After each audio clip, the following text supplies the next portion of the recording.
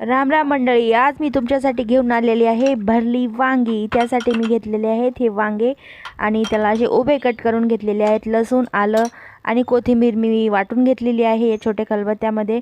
शेंगदाण्याचा कूट घेतलेला आहे, हळद, मिरची पावडर, आपला कांदा लसूण मसाला, हा काळा मसाला, थोडंसं मीठ, हे सगळं, थोडंसं जिरं, हे सगळं मिक्स करायचं आहे। थोडंसं पाण्याचा हात घेऊन त्यामध्ये हे वाटण आपण केलेलं घालायचं आहे आणि थोडीशी कोथिंबीर आणि असं हे मिक्स करून घ्यायचं आहे। सगळं जास्त पातळ नाही करायचं आहे आपल्याला। हे वांग्यामध्ये मस्तपैकी खोलवर असं भरून घ्यायचं आहे। हे पहा किती सुंदर दिसत आहे वांगे। हे सगळे वांगे घेतलेले आहेत मी।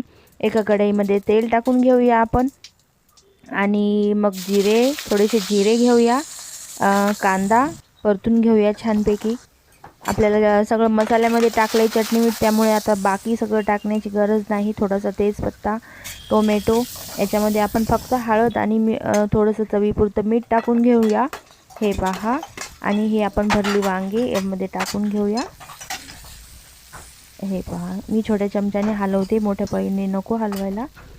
हे पहा, असे हलवायचे आणि झाकून ठेवायचं हे सगळं।